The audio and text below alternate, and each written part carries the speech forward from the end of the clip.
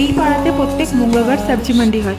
আর সবজি মান্ডির দিনটা না আমরা খুব এক্সাইটেড থাকি, কারণ সেদিন বিকালবেলাটা ওখানে যাই, কিছু স্ন্যাক্স খাই।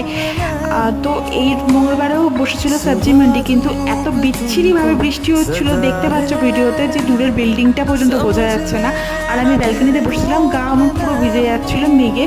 তো যাই হোক, স্ন্যাক্স তো খেতে পারলাম না। আর ভিডিওতে দেখছিলাম কেউ একজন তালের বড়া বানাচ্ছিল, তো আমার ঘরে ছিল কলা, আর কলার বড়া তালের বড়া খেতে অনেকটা একই রকমের লাগে, তাই আমি বানিয়ে ফেললাম কলার বড়া, আর কলার বড়ার সাথে চা।